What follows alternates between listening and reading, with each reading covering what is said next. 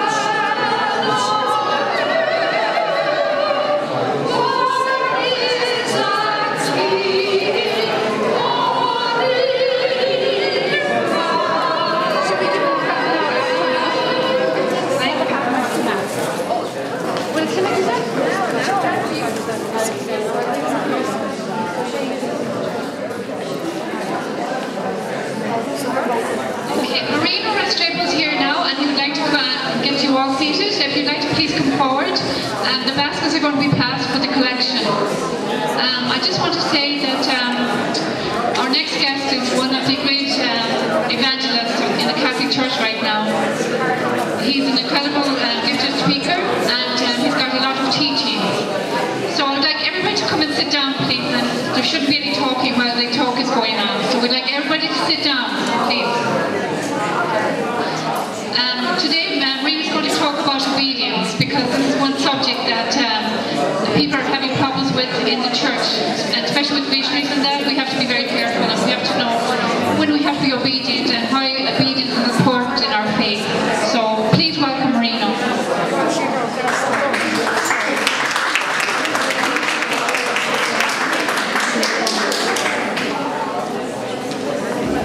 Good morning. First, I'd like to give thanks to the Lord for giving us the opportunity to have this wonderful gathering today. And I'd like to thank the servants of the Holy Trinity, Carmel, and all her crew for all these great efforts they make to glorify the Lord. I'd like to thank all the speakers, John, and our speaker from Quebec, and everybody that is so committed to God and that is here with us present.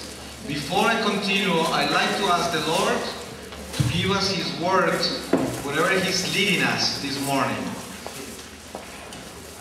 So I am shown here the book of James, and I'm reading from James 2:14. Faith is shown in action. Brothers, what good is it to profess faith without showing works? Such faith has no power to save you. If a brother or sister is in need of clothes or food, and one of you says, "May things go well for you, be warm and satisfied," without attending to their material needs, what good is that? So it is for faith without deeds. It is totally dead. Say to whoever challenges you, "You have faith and I have good deeds. Show me your faith apart from actions, and I, for my part, will show you my faith in the way I act." Do you believe there is one God? Well enough, but do not forget that the demons also believe and tremble with fear. You foolish man, do you have to be convinced that faith without deeds is useless? Think of our father Abraham. Was he not justified by the act of offering his son Isaac on the altar? So you see, his faith was active along with his deeds and became perfect by what he did. The word of Scripture was thus fulfilled. Abraham believed in God, so he was considered a righteous man, and he was called a friend of God.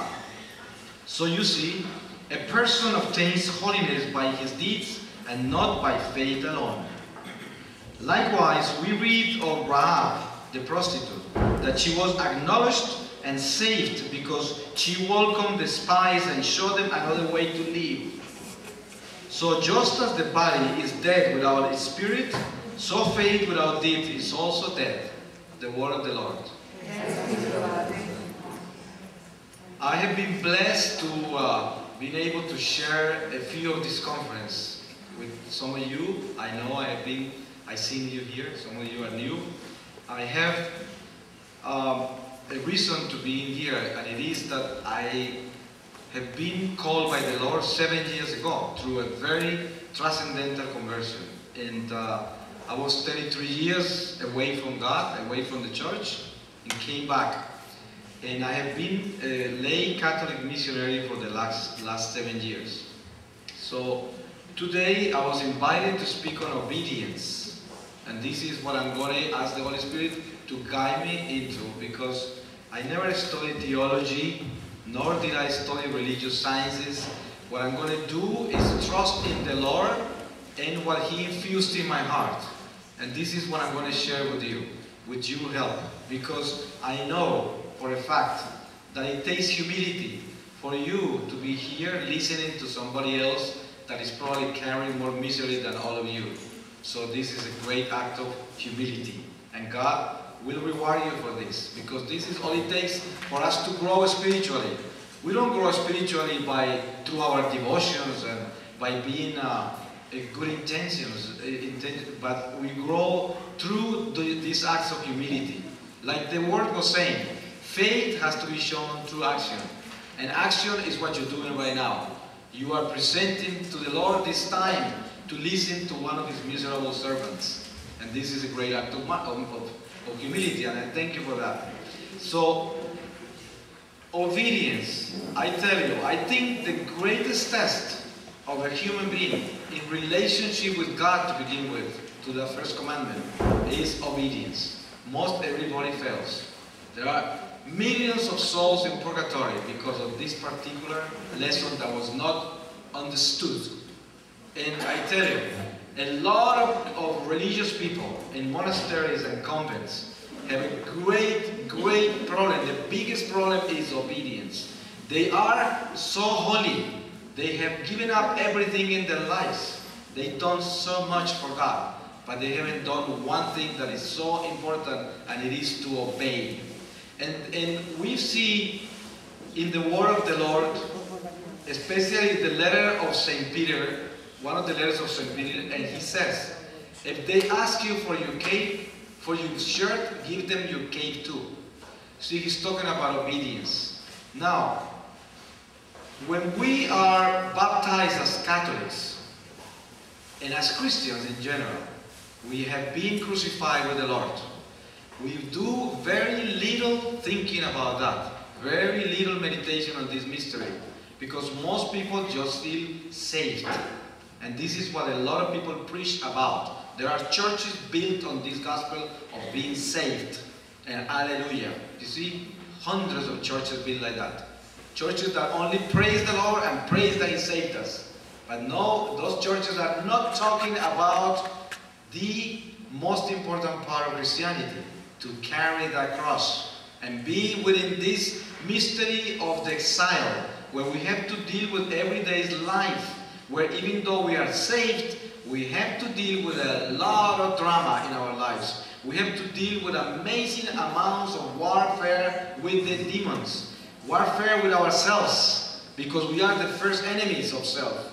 We are the first ones that blow up bombs inside us. We are those. So now, understanding the nature of our life in Christianity, we have to go back, as far back as baptisms, and realize what it is. Because we are told these things. We are told, we are taught at school. And how much of that are we really living in? So the question is, it doesn't matter how old you are. It doesn't matter how long you've been in church. Because one of the things that could work against you is to think that you have been always a pretty good Catholic, right? You've always been in church, always. And then you feel that you've done your job. You're not a holy person, but you've done all right because you're always there. That's not enough. You see, God is not a God of mediocrity. God is not a God of lukewarmness. God is a God of perfection and holiness. And we have to understand the calling of God. God didn't call people to just be there. God didn't call people to just try to be there. God didn't call people to do just the best to be there. God called people to be perfectly obedient. Perfectly. Not in the middle, not in the beginning, not close to the end. To be perfectly obedient. You will not be perfectly saint until you die and you receive the crown of the Lord. That's for sure. You will not be considered a whole holy person until you leave the flesh. Because as long as we have a flesh, we still are connected to sin, regardless of how holy we are. But we are in a path of holiness when we are in obedience to God. And we will eventually become like angels, because that's what the Lord Jesus told us. He's very clear in the gospel. When he was being tempted by the Pharisees or the Sadducees, and they were asking him whose wife was going to be that woman that married 7 brothers that died one after another. And then, because Jesus also died, so whose wife was she going to be in the afterlife? They were talking about the resurrection. They were testing Jesus. And Jesus answered, and I know you know this passage. Jesus answered, none, because you will be like angels. So he certified something that is being told to us also in the book of Revelations by St. John. Each one of us will replace a fallen angel. So this is what happened. That is very important to understand. If we are walking on a path of holiness and we are striving to perfection, and we are striving for heaven, and we are striving to obey the Lord, then we have to understand what it is to be a true Christian and what it is to be in true obedience. Because obedience is not only to practice the faith the way it's been taught to us. All these great devotions, all these great manifestations of God in so many wonderful ways, to be aware of all of them, to be in tune with all of that, to be acceptable of all of these mysteries. That's not enough. What is more important of all, of everything, is to challenge yourself to see how much you have truly grown. And obedience begins like this. Jesus is healing the slaves on the side of the road, or a given disease or whatever problems they had. Once he was through with them, he never told them to leave the master and escape. Never told them that. He told them to go back to their master, and they were slaves. And then, what is he teaching us? He was healing the sick on the side of the road. He was God himself. And he told them after they were healed, he told them to go to the temple and purify themselves with the priest in the temple. And that very temple and that very priest were the ones that were going to crucify him. And he knew that. But he was in perfect obedience to the law and to the church. Because he was teaching us, in spite that he was God himself, He was teaching us how to be a man, how to be a perfect human being. And then the beginning of perfection, the beginning of striving for that perfect obedience, lays on that particular mystery of going for what is absurd. Absolutely absurd. You read about Saint Teresa of Avila, and you find a passage of her life where her Mother Superior was teaching her how to obey, because she was a little rebel in the beginning. And then she told her to go and plant the broomstick in the garden. And she sent her to water it every day. Imagine how absurd that is. And it was not about the absurdity of that. It was about learning how to obey, regardless of what it is. Obedience. Now, how do you obey to God? You obey to His will. How do you find out about His will? You take upon yourself, lovingly, absolutely lovingly, everything that takes place in your life, and never question God, never tempt Him, unless you are in mortal sin. Here, I tell you something. The way I'm speaking is I'm presenting to you the way of perfection, because I didn't come here to preach mediocrity. I didn't come here to tell you, we are humans, you know, we're going to make it, yeah, let's try harder, but God is good and merciful. He understands us. You see, this kind of gospel is a dead gospel. We don't want to talk like that. We want to exhort people. People are afraid to speak like this today, because they are afraid to lose the crowds. They might not come back to listen to me, right? They might not like me. But I tell you something, one thing I came here to do, I came here to speak the truth that was given to me by the Lord, not by any human being. And I didn't come here to please people. For sure. I can care less, because I have to respond to the Lord, you know, to the Lord. Him. I am responsible for this. So it's not about pleasing anybody. I can care less if people don't like what I'm saying, but what I'm saying is the truth. The truth is this. We are here to become perfect. Father will do confessions. If anybody wants to go up to confessions, he will be doing it upstairs now if you want. I was going to just one minute, sorry. We are here to become perfect. One thing I recommend, you don't have to stay on the line upstairs for confessing, because then you all have to leave. As soon as everybody comes back, another one goes up, right? Maybe Carmen can help with that, because otherwise all of you will have to walk up, you know. So, I tell you this. We have to understand that when we begin to realize how much we have really committed to the faith by following in obedience exactly what has been given to us, then we can shake our hearts up by doing this. You see, people are very committed religiously to the church. They have great devotions. They are good Catholics. They always come to Mass. They go to confession very often. They go to all kinds of pilgrimages. They understand prophets and missionaries. They follow the church. They back up the missions. They do a lot of wonderful things. But there's one thing they're not doing. They are not changing. You see? So everything you're doing amounts to nothing. And this is the most important thing to do. You have to change. Otherwise, you're wasting your life and your time. Everything you're doing goes down the drain. It's not going to mean an amount to nothing. And believe me, you go before the Lord and you're going to find out you never moved, not even 1 inch spiritually. And the worst thing of all is that we know it.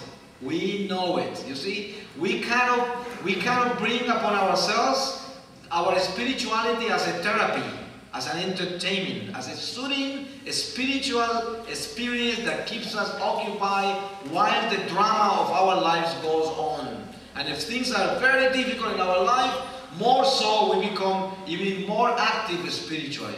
But our heart is stuck, it's not changing. We still are the same mischievous, really short fuse temper human beings, you know, and all of these things are still boiling inside us.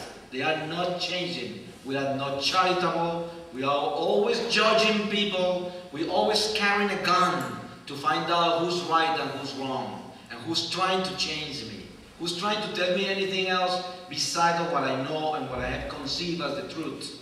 Who's trying to do that? The challenge of myself. So the truth is this. The first sign of obedience in your life is humility. It's when you always give the opportunity to everybody else to be more important than you. That is the beginning of true humility. The moment you think for a second that you are more distinguished, more important, more intelligent in any way, prettier, I don't know how many other things come to mind, than anybody else, that is a sign that you have to still demolish a lot of yourself, because you're still not humble at all. You're still not. Because you're always judging people. You see? I heard sometimes, I've been to conferences where people have called me in the back and say, "Oh, it was wonderful, your conference. You see, I only have problems with your accent." You see? And I tell people, I say, "Listen, you know, that problem is your problem and you should work on that. Because the Lord is going to come back and talk to you with heavier accents than mine." You know?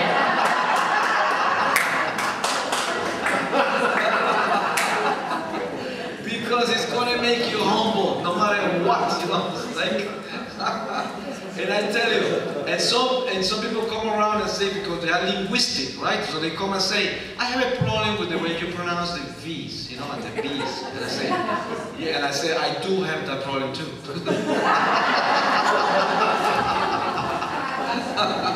I'm working on it. You know? It's like, let me tell you how disobedience works, and it's so horrifying. I was in Windsor one time, and then I gave a talk at a church there. That's a few years back. And then a lady came up and said, "Let's pray because they're closing down the churches. There's no vocations." And then we prayed. Then I had the second talk. And then this is what came out. And what came out was this: there is not such a thing as a shortage of priests. That is a lie. Oh yes, there is a shortage of vocations locally, right? There are no priests around here, but there are plenty priests around the world, I tell you. I have been to seminars where there are 260 seminarians there, and they're going to ordain 40 priests that year. And there are hundreds of seminars like that around the world. What happened? Why don't we have priests around here? Because there are no families anymore, and priests come from the families. Because people have become so selfish. They have no time to have children. They have no time to be married. And if they get married, they have no time to stay together. Right? So we have no priests because God is not giving us vocations. Because we don't deserve them. Right? But you see this? But we can bring priests from overseas and educate them here and prepare them ahead of time to replace those priests that are dying.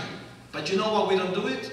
Because we have a hard time dealing with their accents, and they don't understand our culture. So it's very difficult to have a priest like that. You see, pride, disobedience. That's what it is.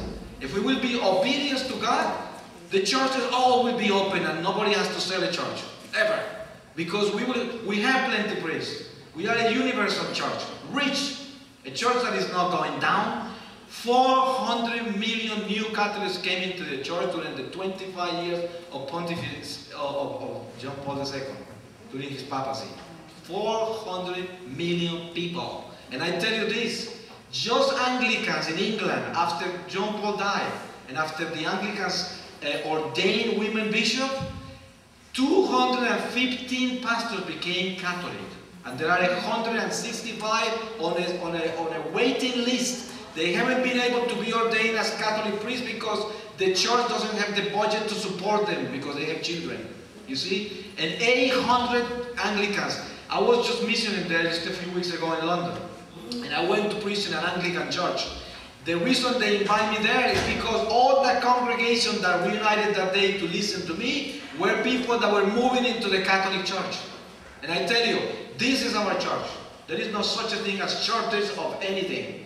There are countries and parishes and areas of the church where the graces are depleted because people are not faithful to the Lord. That's what is happening in some of the places. But the church is alive and well. I travel throughout the world in the Catholic Church. And I tell you, I feel filled with hope because I see wonders everywhere.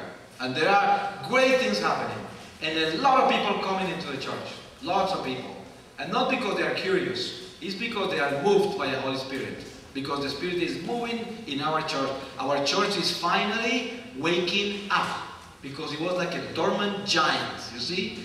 We were 1.1 billion Catholics without doing a thing to be that. You see, when the Pope died, we find out how large our church was and how powerful.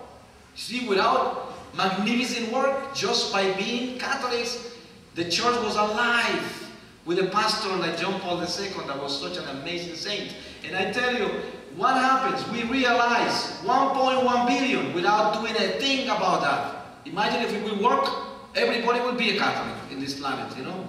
But we don't work. People don't work. They don't work for the faith. They don't testify. They are not good testimonies of life. Because you see a lot of people flocking to the church. But you see very few people flock into a change of heart. That's what we don't have. And we have to change the hearts in order to get people to fall in love with what we carry. How could you ever fall in love with what you're carrying if you're not a witness with your daily life actions? You have to be what you preach. You have to be what you wear. You have to be what you are really, truly inside and outside. You have to really do that. And this is what is lacking, obedience, obedience. We have to obey first to the mystery of our mystical relationship with God. So we have a lot of people that are spiritual, but they are not mystical. So they are so cold. We have priests that are so educated. They know everything about theology. They've been through the most amazing studies of philosophy. And then on top of that, they have masters on this and masters on that. And they are as cold for the mystical experience of God as ice, I tell you. They have no sensitivity for anything supernatural. It scares them. They don't want to deal with that. And not only priests, laity too. You see, I run into laity that are so wise, so educated, so articulate. They know so much about God, but they are so cold because their hearts are like rocks, like stones. You see, because they let themselves be taken by their own little selves. They are too grown up in themselves and very little of God in them. And we have to do this. It's not about learning every book that comes to our hands. We have to first have a personal experience with God directly in our heart.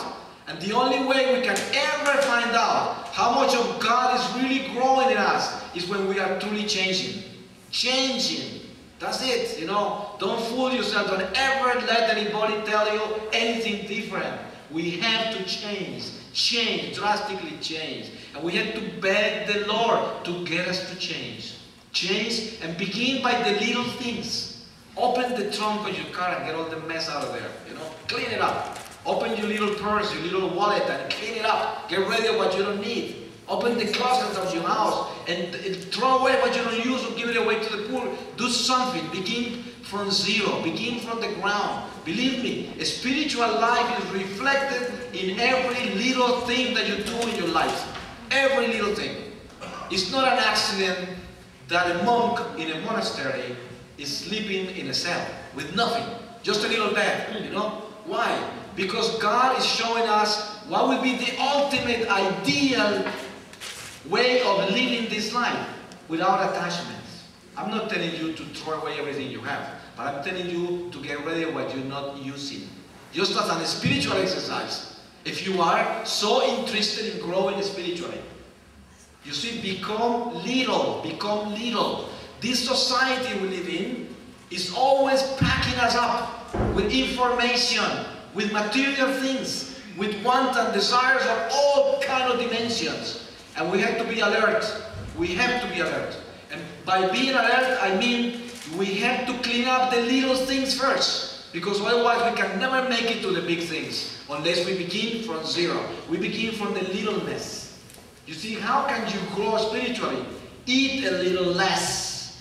Buy a little less. Accumulate a little less. Think a little less. Talk a little less. Worry a little less. Fear a little less. And do a little less of everything. And you will begin to grow spiritually. It's the only way. If you don't get to do that, you're wasting your spiritual time.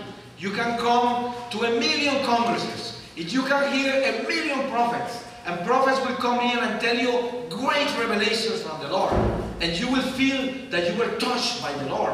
But if you walk out of here and you're doing nothing to become less of everything, you are just wasting every minute of your life. So that's what God is calling us today to do. To obey. Obey the calling.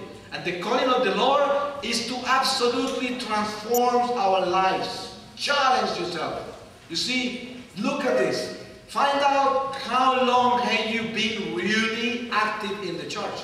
Because you probably have been in the church all your life. But active. Like active. So, depending on how long you have been active in the church, just measure the amount of changes that you actually achieved during that time. How much have you changed? Are you a little more generous? Are you a little more charitable and compassionate? Are you a little more merciful and forgiving? Are you a little more understanding about yourself and others? Are you a little more open to God's mystery and demands to obedience? Are you? Those are the things that really make sense in your life. I tell you how obedience works.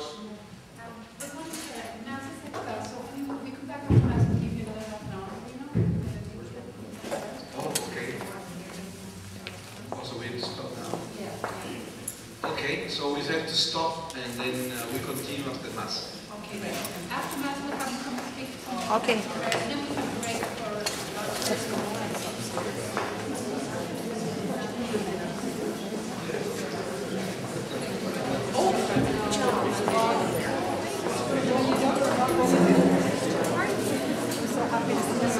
Okay, the Mass is for Monica Flanagan, who passed away. She used to be a part of the conferences. She used to organise and do the administrative work in the conferences.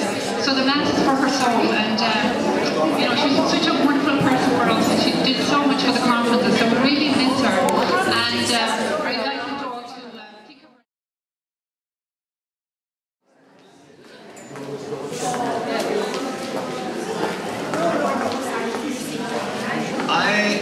I had you hanging from a thread before. So we're speaking about obedience, and I tell you, that's the reason why I humbly went to Mass and stopped talking. Because I was obedient. One thing is for sure, the biggest problem we all do have is to obey, and I don't think anybody can deny that, you know, because we learn from, since we are very little, the difficulties we all have to follow obedience, because most things we have to obey, we don't want to do them. That's why it's called obedience, because obedience is something we have to do that we don't want to do. Otherwise it wouldn't be called that. But one thing is for sure, and it is, it's very difficult to find out how much are we really obeying the faith that we were given. Because most relationship of Catholics with the church is a very confusing relationship, because it's guided by a lot of people that are confused. That is what is happening today in our church. We have a priest in this parish saying the things, and in another parish, a priest is saying something else. And then priest saying nothing. And then laity doing nothing about it. And it's a church that just walks like that, you know. But the Lord is always there silently waiting in the Blessed Sacrament. And I tell you, obedience lays on understanding our obligations and responsibilities as Catholics. The main responsibility is to learn about our faith. When people become so ecumenical that they begin to hang out with all kinds of faiths, and they end up flirting so much with the neighbor that they end up in the neighbor's church for good. That's what happens, because they don't know their faith well. So it's very beautiful to hang out with people of all kinds of Christian denominations. Great. We are all one in Christ. That is beautiful.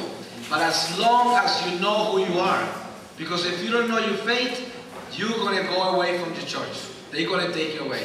Because the next thing you know, they're going to tell you wrong about the Pope, they're going to tell you wrong about images and Our Lady, they're going to tell you wrong about the Rosary, they're going to tell you wrong about everything. The next thing you know, you become just a praising human being, a Christian that is saved, and hallelujah. That's all that became with you. And this is what we call disobedience, because we are not to follow what hasn't been given to us. The Lord, St. Paul says, stay where you were called. Stay there where you were called. That is obedience. to stay dealing with what you were given, not trying to find out what you were not given, because this is the main thing. Unless the Lord has a very strong calling for you to move on into something else. But I tell you this, my revelation, the revelation the Lord presented to me that absolutely changed my life, was based on this. He said, I was given the greatest gift that can be given to a human being. I was given the Catholic faith. But at the same time, he told me, the Catholic Church contains all of the truths and all of the responsibilities. But that doesn't mean that we are the only ones chosen for salvation. But we have to have that clear. That means that we are chosen for the greatest responsibility. If you understand this mystery, you read the Old Testament and you see how God chose the 12 patriarchs of Jerusalem. And who were they? 11 of them sold their own brother. You see? And this is the mystery of God. How could He choose people like that?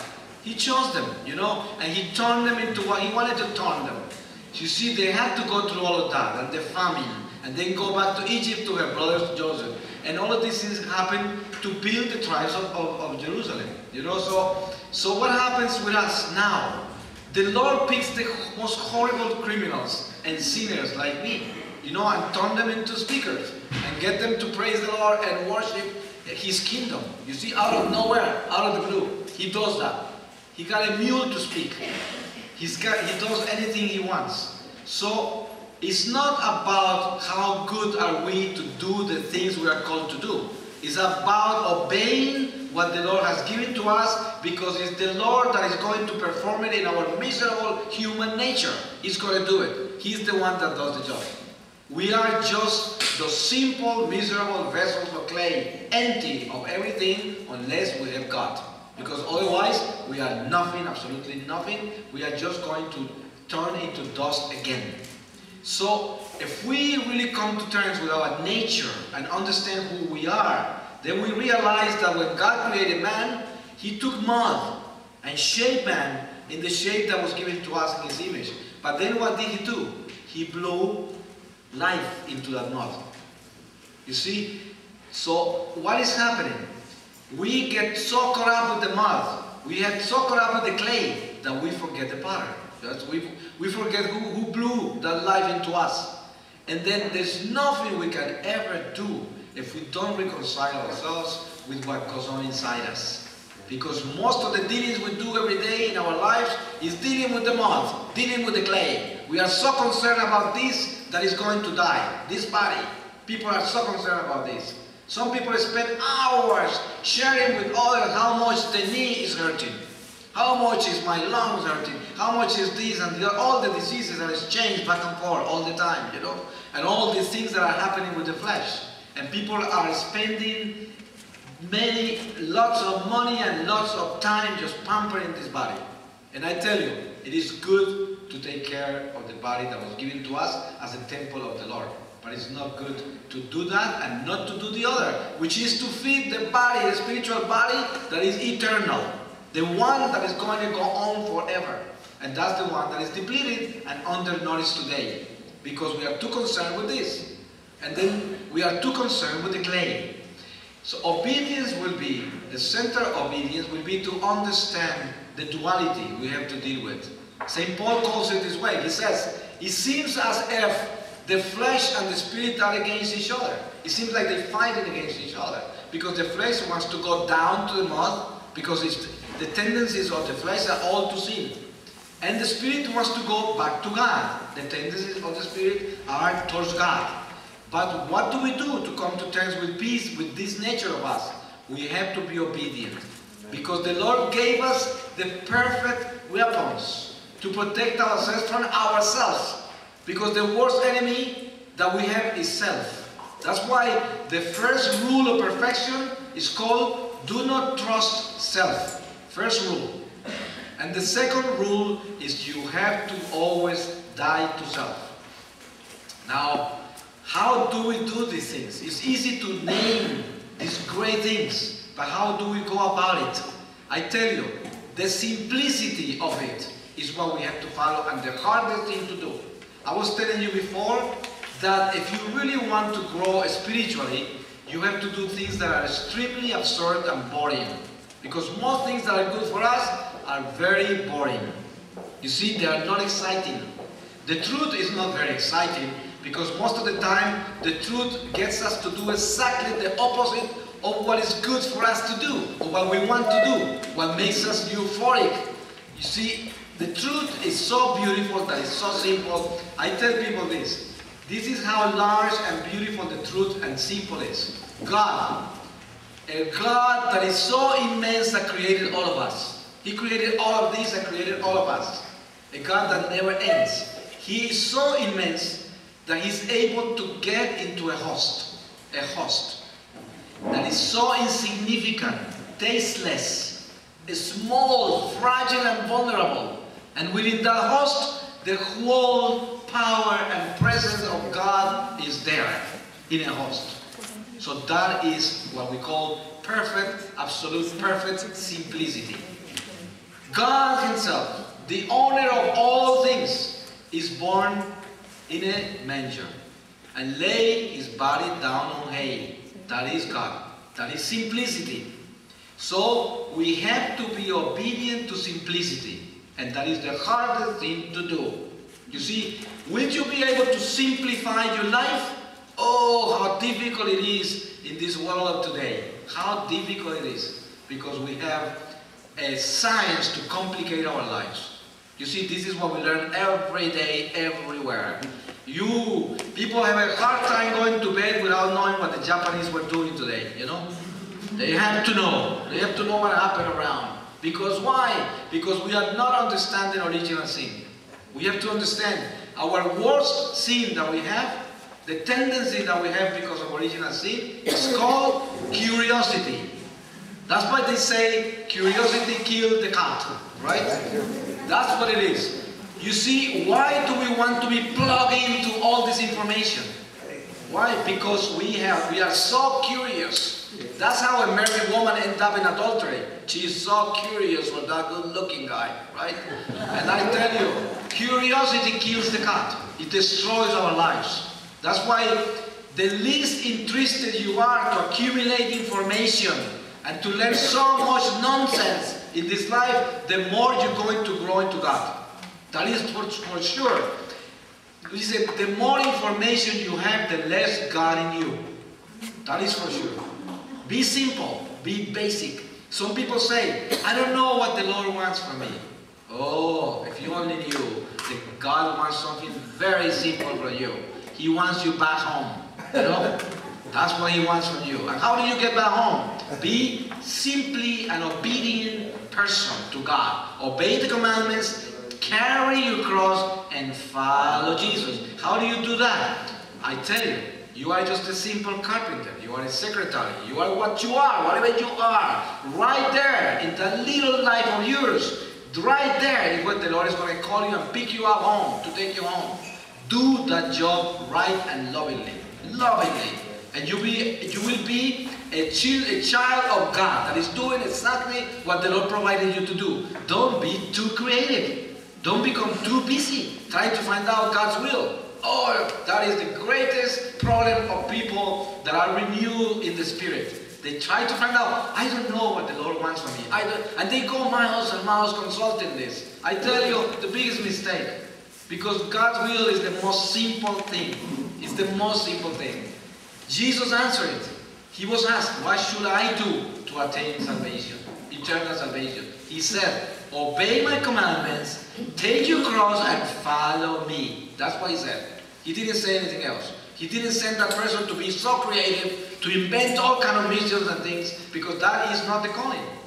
The Lord says, if you are faithful in the little, I am going to give you more. So, if you are whoever you are right now, and you're doing whatever you're doing right now, be sure that that's what the Lord wants you to do, unless you are in mortal sin. If you are in mortal sin, don't even pay attention to what I'm saying, because it's not going to make sense, and it's not going to work. Because he who is in disobedience is lined up with the army of Satan, and it's not going to have ears for what I'm saying. But if you are in obedience with God, you understand where I'm coming from. Because this is about obedience. It's about understanding simplicity. You have been given what you have been given, and what you have been given is perfect. Because the Lord is perfect and is a good Father, a just Father, even if you think what you have is not just. Because a lot of people are not happy with what they have. Why? Because they don't understand the will of God. But I tell you this, anything we have, regardless of how difficult it is, even if you are sick, if you are jobless, if you are loveless, whatever it is that you are less now, it makes a lot of sense. Because the Lord is bringing us home by purifying us through all these things that we don't want to bear with. This is the calling. I tell you, if He lay you down on a bed of roses and He gives you millions of dollars to spend and gets you everybody to love you, you turn into a monster. Yes, I guarantee you that. Into a monster. And we know there are a lot of monsters like that on earth. You see, we don't want to deal with that. We don't want to be on a bed of roses and having everything work on our end, everything perfectly working. There is a gospel that preaches like that, but that's not a true gospel. The gospel of abundance, the gospel of health, the gospel of all goodness for man. Yes, God wants that for us, but not in this world. He said, my kingdom is not of this world. That's what He said. He didn't say, oh yes, I'm going to provide for you happiness, comfort, freedom, all of these things right here on earth. No. Remember, why were John the Baptist's disciples so frustrated with that Messiah that came? They were so upset because they didn't understand how could it be possible that the Messiah was telling them that they were not going to be happy in this world. That they had to wait for what was coming. And that the kingdom was not here. And they were really upset. Because they thought He came down, He came to us just to defeat the Romans and sit on the throne and be the king. And that's why Palm Sunday was all about bringing the king to Jerusalem to tear down the kingdom of the Romans and to straighten everybody up. Wrong. He was coming in for the passion, right? And this is what is happening in our lives today. When we strive for so much comfort, when we strive for so much wealth, when we strive for so much understanding of this world, we strive for the wrong goals. Because we have to strive for wealth, but wealth in heaven. We have to strive for comfort, comfort within the heart of Jesus. We have to strive for knowledge, knowledge within the science of the cross. That's what we have to strive for. We strive for the right power, strive for the right wealth, strive for the right money. The only money that makes sense is the money that is called love. It's the only one that is going to buy you a territory after you leave the body, this physical body. If you don't have the enough accumulation of love within your heart, your soul is going to be so dark that it's going to be a crippled soul. So that's why today we are challenged to understand our living. Whatever you were given today is what the Lord wants you to deal with. That little life of yours. Don't become too creative. I tell you, if you love what you do, in spite of what it is, if you love it, if you do it with love, and you present this beautiful, beautiful testimony of life by being a very effective human being in the littleness of what you do, that's what the Lord wants you to do. You will be in perfect obedience to the Lord. And the Lord is going to glorify Himself through you. Have you been to a place where you see a very simple person doing a very simple job, but is perfectly dressed, meticulously dressed, is a very kind person and does that little job perfectly? Shoe shining, or a doorman, or somebody doing a very humble, simple job. But that person is immaculate doing that. Immaculate. Don't you love that? Don't you absolutely appreciate that? That perfect shoe shine man, the perfect doorman, the perfect person that does this simple, humble job. Imagine that is a great testimony to do that right, to do that well. That person shines before the celestial court. Shines before the angels of the Lord. The Lord is happy about that.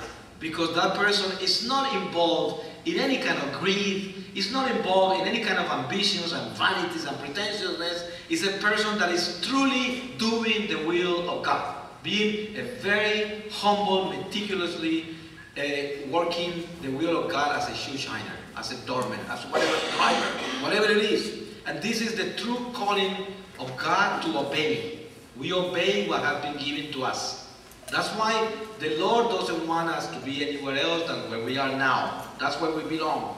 Like I said before, unless you are in mortal sin. Because if you are in mortal sin, you will be in the wrong place at the wrong time, every time. Every time. Doing the wrong things. But if you are at peace with God, in grace with God, you will be always in the right place at the right time, doing the right things every time. And this is a great gift, isn't that? I mean, that's why the children of God are always at peace and joyful, because they know that what they do is what the Lord wants them to do. So this is the greatest gift. You can go to bed at peace. You know, you can go to bed and rest, because you know this is exactly the day the Lord wanted me to go through. This day the Lord gave me. This night is provided to me by the Lord, because this is the Lord's will. Because I am at peace with Him. I don't want anything else. I don't want to think about anything else. How good am I doing? Oh, how good am I feeling? Because the peace of mind, the peace of heart only comes with the peace of God. You see? Only. So, if we understand this mystery of simplicity, we stop complicating ourselves. Because of original sin, we have the most amazing creative mind. You see? And we forget something. Satan is an intellectual body. And it's a pure intellect. That means has no time or space. It comes in like digitally. Boom, it comes in like that. Don't you notice when you go to communion sometimes that without any effort you end up thinking the most horrible things and you go into communion? You think you made that up? No, you didn't make it up. There is a power around there, you see? An evil one that comes around so fast you cannot even beat it, because it's faster than the speed of light. Faster than that. It's a spirit. It's an intellectual body. Okay? So it works with your imagination. It works with your fantasies. And it gives you illusions. What do you do to fight with that? You have to be in grace with God. Because then you realize, oh, that doesn't come from me. And much less from God. Where does it come from? From the devil. Get out of here. So you go to pray. Pray and forget. You have a terrible dream last night. A horrifying dream. Oh, don't share it with anybody and pray to the Lord to forget it. Because it doesn't come from God. You see, don't try to interpret it. Don't call anybody on the phone to make sense of that dream. Forget it. If it's not a good dream, it doesn't come from goodness. As simple as that. Be simple. Be very simple. But you know what people do? They become very creative. Last night they dreamt there was a black spirit there, really weird, or whatever color that was, green, with horns and tails and fire, and you want to share that with everybody, right? You want to tell them what that spirit did, what this and this happened, and you don't want to do that, you know? You want to change your attitude towards goodness and towards wrong. When you have something bad happening to you during a dream, that's something you want to pray to forget. When you have something good happening to you, share it with everybody, because that is something good. So always share goodness. Do not share what is wrong, because it's not necessary. Go and share it with the counselor, with the priest, with the spiritual guide, with someone that is in a position spiritually to guide you. But don't share those weird, dark things with people. You know these people that are really good Catholics, and they always sharing with you the most horrifying things? Always, you know, they come around, can I tell you what happened to me last night? I say, I don't think I want to know. You see? It's like I can tell what is coming, you know what I mean? It's like, no, what color was the frog's eyes, you know? I don't want to know. I don't want to know. Why should we know that? Why should we hear this nonsense, you know? Who wants to interpret that? No one. And then there are people that make a living interpreting this nonsense, you know? They make a living out of that. And they get a lot of phone calls. So, I tell you, this is what we don't want to be, distracted. Distracted. So, we can be very creative. But I tell you something, watch out. Don't be creative. Be simple. Be humble. That's why the Lord says, they're humble, they're simple, they're lame. They always make it to heaven, right? All these intelligent, educated, ultra knowledgeable people, they have a hard time going through the little door. They don't fit in, you know. They are too big. And the door to heaven is very narrow, very small. The door to heaven is called the cross. And it's bloody, thorny, it's difficult. Because it's a door that involves humiliation, persecution. You are despised, you are slandered, you are everything but loved. And that is the gate to heaven. You see, every time people despise you, every time people ignore you, the love of God is shining so big over you. But you think that is the opposite. You think when people are accepting you, loving you, supporting you, oh thank you Lord, you're shining so big in my life. I tell you, God shines stronger when things are difficult. That's when the hand of the Lord is there testing us, bringing us into the real world of the cross. Bringing us into testing and challenging us to how much we really love, how much we understand that it's not about people giving us anything. It's about us giving everything to the Lord. Giving everything. Not taking. Not waiting for them to love us. The Lord says, understand this. Who are you to be loved and accepted by anybody? Who are you to be helped and supported? Who are you to be admired? You are nothing. You should never be admired, accepted, supported, or nothing like that. And this talk, this kind of talk, sounds absolutely crazy for the people of the world. Because the world is preaching exactly the opposite. What is the world preaching? Satan. What is Satan preaching? Satan is preaching self-esteem, self-realization, psychotherapies. Everything is in us. We can conquer everything. Don't let anybody put you down. Avoid suffering. We don't have to suffer. Oh, divorce. Don't handle that woman. Don't handle that guy. Get away. You're supposed to be happy. Right? That is the teaching of Satan. But those are far from the teachings of the cross. Those are not the teachings of the cross. Jesus is teaching us the opposite. He's telling us, it's not up to you. The only thing you can do that is up to you is obedience. If you obey, you are in the right track. But I tell you, it's up to the Lord. Everything that happens to us is grace. Everything that happens to us is grace. And the only way we can be in the track of grace is if we are in the track of obedience. So that's why some people have a parish priest that is a horrifying priest. Some of us end up like that. Having a priest that is not obedient and is doing horrible things in the church. So what, is that a time to run and leave the church? To go to another parish? No, that is the time to stay put there and pray and intercede for the Lord to convert the heart of that priest. Because imagine, if everybody runs away from the post, who is going to fight for what is wrong in that parish? Soldiers are to stay where troubles have to be straightened up. Soldiers are not to run away from the battle. So obedience is to stay put, regardless of what is happening. You marry, and things are going wrong in your marriage. It's time to run away. It's time to stay, because the sacrament of matrimony says, in the good and the wrong, in the good and the evil, and every time, dark and shining. And those are the times we're supposed to be married, all the time. We're supposed to be together all the time. But the teachings of the world today is not about that. They are not about that. They are about you taking off when things are difficult. You leaving people when they're giving you a hard time. Avoiding everybody that is coming your way to give you a hard time. And that is exactly the opposite of obedience. Obedience is to stay where you belong, regardless of what is going on there. Because we are not to take off from the post that was given to us. That's for sure not exactly what the Lord wants us to do. The Lord is good, because the Lord has us today here listening to what He wants to tell us. What He wants to tell us is very simple. He says, realize this. You have already the greatest gift ever, ever, ever. You are still here. Imagine that. We're still here. There are two phases to this. On one hand, it's pretty dangerous to be here, because we can still mess it up.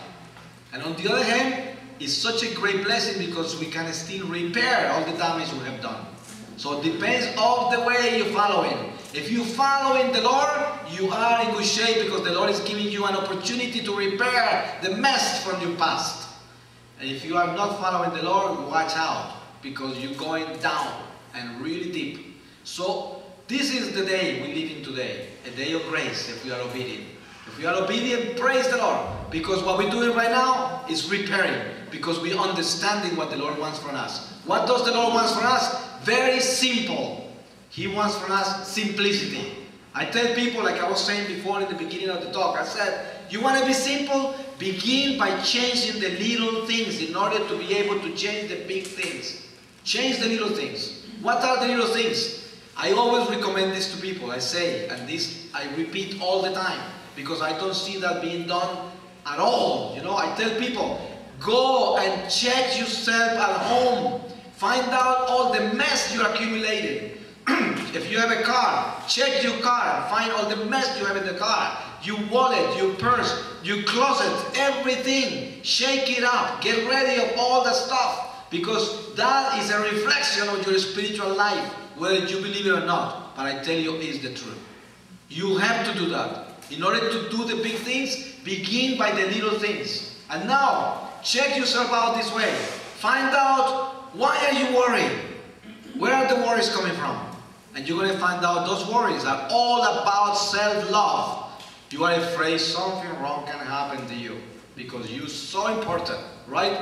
You're so distinguished and you are so definitely important for everybody in this life that you are concerned about what's happening to you.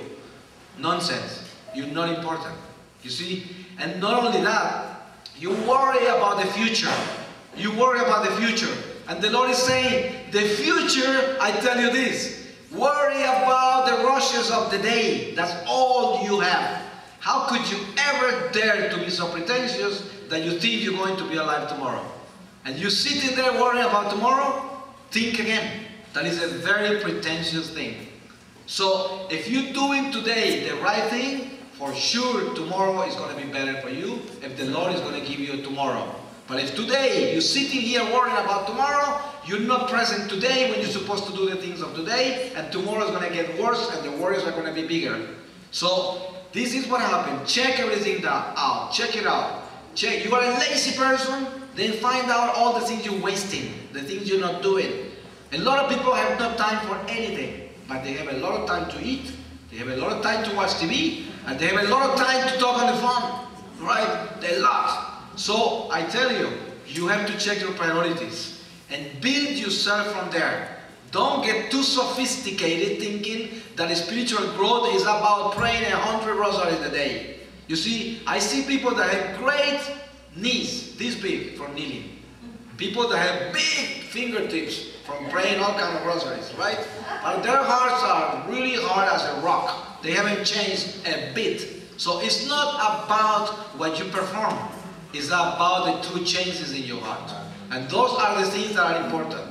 The only way, you have a church, we have a faith. I tell you, there is a book that came out, and I'm so surprised that hardly any Catholic knows about it. The book is called The Social Doctrine of the Church. That's the name of the book, exactly that. It was put together by the Pope, John Paul II, and our new Pope. The two of them put it together. It's the first time the Catholic Church has a book like that. It was never put together like that. It's a book this big. It's the most important book for us today because it teaches us exactly what the church wants from us in every aspect of our lives. So we have to learn that. That is obedience. What is obedience? To find out what the Pope is talking about all the time because he's our shepherd. Who are you going to follow? Are you going to follow somebody else? The president? Oh my God, you're going to end up voting for same-sex marriages, right? So now you have to follow the shepherd and you have to read what the shepherd is writing. I always tell people this. These times that are so confusing is the call for obedience. How do you obey? There is a mystic called Saint Genoa Galgani. You probably know about her. She always saw her guardian angel. And her and also another one called Catherine of Siena. The two of them said this, that is so incredibly beautiful. They said when they were confronted with times that were difficult with the Vatican, and they said, I'd rather be wrong with the Pope than against the Pope. You see, and remember these lines, because it's better to be wrong with the Pope than against the Pope. Always go with Gamaliel. Do you remember Gamaliel? When Peter and James were before the Sanhedrin, they were being accused of preaching that path. The way, the Christianity, Jesus. And they were accused and they were going to be in jail and punished. And then they were asked to leave the room because they just healed a man that was paralyzed. And then Gamaliel spoke to the Sanhedrin and told them about a guy called Judas that came along a while back and preached a false teaching, and then he disappeared and all his followers spread around, scattered around and disappeared. Nothing happened because it was not of God. So he said, what if we fight it against God with these guys? Leave them, let them do what they're doing, because if this is of God, it's going to stay and give fruit, bear fruit. If not, okay, they're going to spread around, they're going to scatter. So this is what we should do always. You know, we have a pope. Okay, we have to obey, because the fruits of the Lord are always going to be there. It's a good pope, the fruit will show it. But it's better to be wrong with the pope than against the pope. It's better to be wrong with your parish priest than against your parish priest. It's better to be wrong with anybody that works for God, a missionary, a prophet, a visionary. Never attack that. Never judge that. Never go against that. Always leave it. Always praise the Lord for that. Always say, thank you, Lord. And let it be, because it's going to bear fruit or it's not going to bear fruit. But the thing is, do not persecute it. Do not put it down. Do not cast a shadow over that. Because listen, if you go and tell people, you know, the parish priest we have is a horrifying one. What is people are going to do? They're going to run away from the parish. They're not going to go there. So you should never do that. You should always keep it to yourself and pray to the Lord and never repeat those things, because they are not going to bring anything good to the church. They're going to dismantle, divide the church and create havoc. So that's why we have to be a church of unity, regardless of our humanness, because we humans, we are weak, we are malicious, we have tendencies to sin. Everything we have goes down into the dark, but we do have a soul that is good and it aims towards the Lord. And if we feed that soul with love, understanding, patience, mercy, compassion, forgiveness, then that soul is going to grow so strong that we're going to be joyful in spite of it all, regardless of what is taking place in the world. Because this world is a mess, and it will never make sense to anybody, because this is a school of souls, and we are here to learn. And then we are to learn through the atrocities, the absurdity, and all this darkness that is on us while we cross the exile of this land. But I tell you, it's perfect, absolutely perfect. You will see when you leave this body that everything that was absurd to you was absolutely perfect, because the Lord wants it so. Nothing happens in this life without God's blessing. Nothing. Regardless of how atrocious it is. The towers of New York fell down. The Lord allowed it. He allowed it. Nothing happens without His permission. Satan can never come and do something to you unless the Lord allows it. But the only difference is that if you belong to Satan, then you belong to him. If you're walking with him, you are a child of the law of Satan. I was a child of Satan for 33 years, and I know what I'm talking about. You see, it's a horrifying thing. And I'm sure there are a few here that probably were walking with the devil for a while. I wouldn't doubt it. But I tell you this, to end, we could talk forever about this. But I'm going to ask the Lord to give me His word. One thing I learned from the Lord during my mission, He told me, before you speak, since I don't prepare my talks, He said, before you speak, read the word, because the word of the Lord cleans my senses, instincts, and reason. And then when I speak, cleans my tongue. And then when you listen, your thoughts are clean too by listening to the word of the Lord. Then I speak. When I end, I read the word again, and then we seal what we heard, so that the devil won't steal it when you leave here. So that's what we're doing. Now we ask the Lord to seal our ears, our senses, instincts, and reason, so the devil won't take a word away from what was given here today. And the Lord took me to Colossians. Oh, you won't believe what it is open. You won't believe it.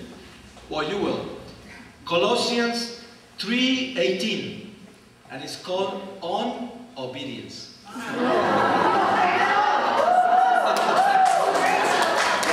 Isn't that wonderful? I mean, the Lord is good. And not only that, is he here or not? Yes. Is He talking to us? Yes. All right. Praise the Lord. And He says, wives, submit yourselves to your husband, as you should do in the Lord. Husbands, love your wives and do not get angry with them. Ooh.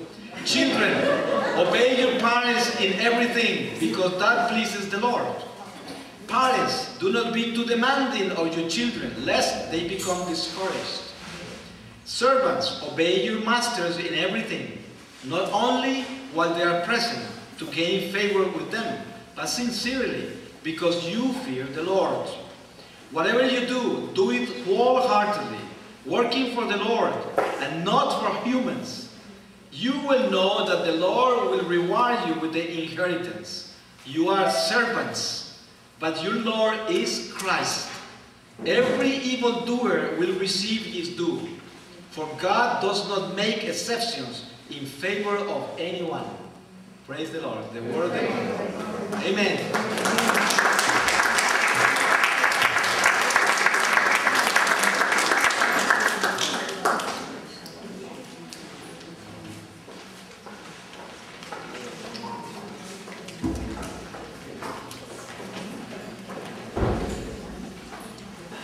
Thanks, Marino. Now, before we have our French guest come and speak, we have Lillian to say a few words, and then we'll have Nicole to come forward and introduce the visionary from Quebec. So just let Lillian say a few words. Good afternoon. Thank you, Mr. Marino. We're sure going to clean the closet. Anyway, yes, it's a good beginning. I'm here for all those that had signed a form for the PPP for Roger Poisson, the mission of Roger Poisson. I guess, the Election Canada sent you a big envelope. Please, fill it up, send it to them. There's nothing to worry about it. We need